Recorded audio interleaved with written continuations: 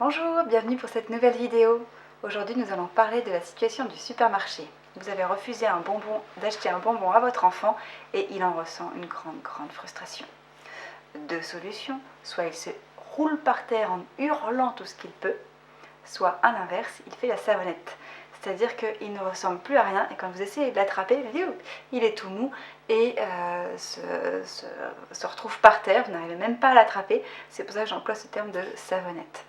Alors, essayons de comprendre ce qui s'est passé dans son cerveau. C'est Daniel Siegel, qui est neuroscientifique, qui propose cette modélisation du cerveau pour mieux comprendre le comportement de l'enfant. Alors, il propose de dire que l'avant-bras, c'est comme si c'était la moelle épinière, que la paume de la main, c'est ce qu'il appelle le cerveau reptilien, le cerveau archaïque.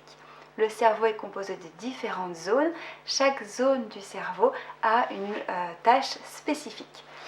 Le cerveau reptilien, lui, comme son nom l'indique, il va gérer tout ce qui est basique, tous les besoins vitaux, comme le battement du cœur, la respiration, la température corporelle et aussi tout ce qui concerne les réactions extrêmement rapides qui demandent aucune réflexion. Par exemple, un grand stress, un grand danger, c'est un noyau qui est dans le cerveau reptilien qui s'appelle l'amygdale qui va le prendre en charge. On n'a pas le temps de réfléchir, on n'a pas le temps de se poser des questions sur le comment faire, etc. C'est l'amygdale qui va prendre la situation en main pour être le plus rapide et le plus efficace possible. Au-dessus, il y a le service limbique. Le service limbique, c'est lui qui va gérer les émotions d'une manière un peu plus sophistiquée. Et les doigts représentent le cortex, toute la partie qui va réfléchir avec les différentes zones, zone motricité, zone langage, etc. Ce qui nous intéresse le plus aujourd'hui, c'est ce fameux amygdale. Comment il réagit cet amygdale? Il n'a pas 36 solutions et en fait il n'en a que 3. Face à un grand stress, en particulier un grand danger, soit il agresse, soit il fuit, soit il se tétanise, il s'immobilise.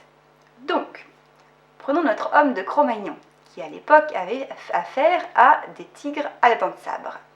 Face à son tigre à dents de sabre, l'homme de Cro-Magnon n'a absolument pas le temps de se poser la question de ce qu'il faudrait mieux qu'il fasse. C'est donc l'amygdale qui prend la situation en main et qui réagit donc parmi les 3 possibilités.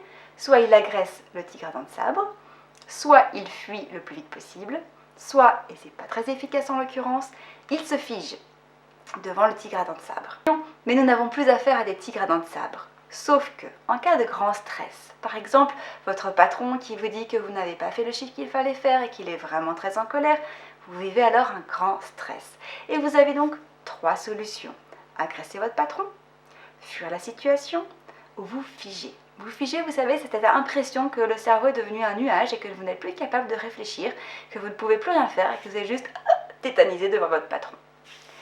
Voilà ce qui se passe pour votre cerveau d'adulte et c'est la même chose qui se passe pour le cerveau de votre enfant.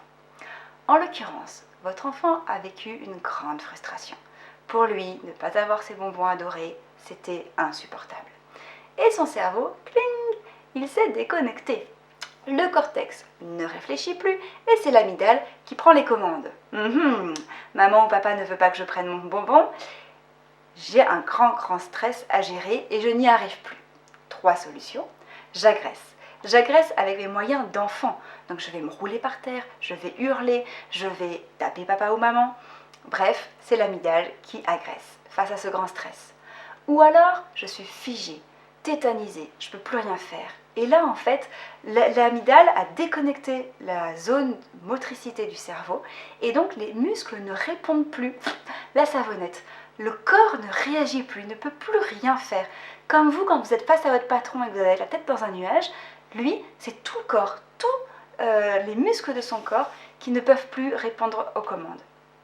Ou alors, il fuit. Pour un enfant, c'est moins facile de fuir face à son parent, mais c'est quand même tout à fait possible aussi, ce genre de réaction. Voilà donc ce qui se passe dans le cerveau de votre enfant quand il vit cette grande frustration. En fait, la frustration est tellement intense, l'émotion est tellement dense que ça a fait péter les plombs, disjoncter le cerveau et le cortex ne peut plus réfléchir et ne peut plus gérer cette émotion.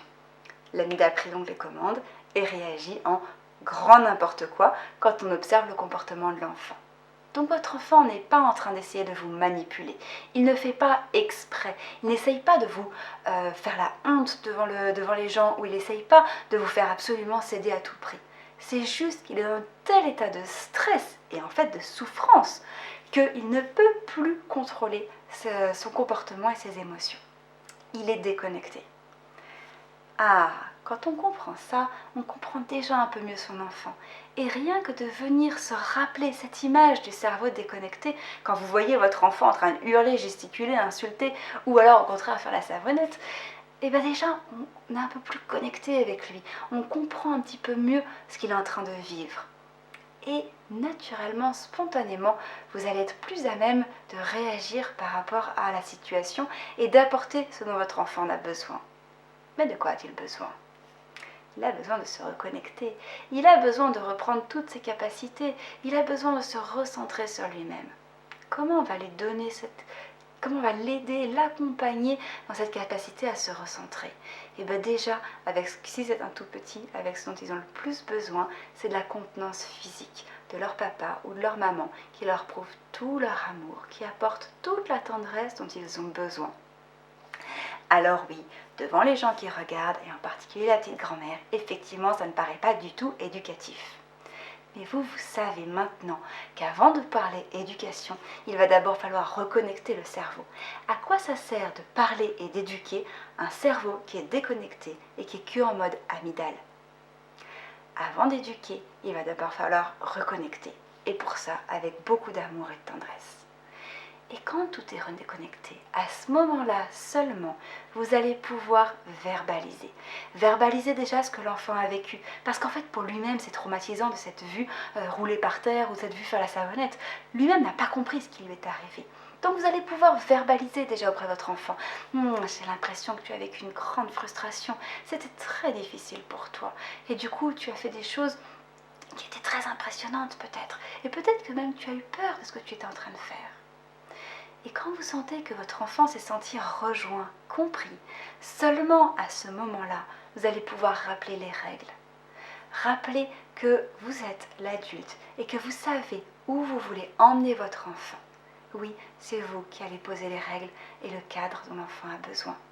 J'ai décidé aujourd'hui qu'il n'y aurait pas de bonbons pour telle et telle raison. Et c'est vous, l'adulte mature et responsable, qui êtes garant de ce cadre-là. Mais ça uniquement quand l'enfant s'est reconnecté, quand l'enfant est à nouveau disponible. Et parfois, j'ai envie de vous dire, il n'y a même pas besoin de rappeler les règles. L'enfant va les rappeler tout seul, quand il a retrouvé toutes ses capacités. Voilà pour cette vidéo. Vous pouvez, dans les commentaires, nous expliquer comment vous-même vous gérez cette situation-là, vous donner des conseils entre parents pour s'entraider. Et puis, si cette vidéo vous a plu, vous pouvez vous abonner à la chaîne YouTube, à la page Facebook de lacolade.org. Moi, je suis Ségolène Hartz, psychologue, et bientôt, je proposerai une formation en ligne où je vous retrouverai. À bientôt!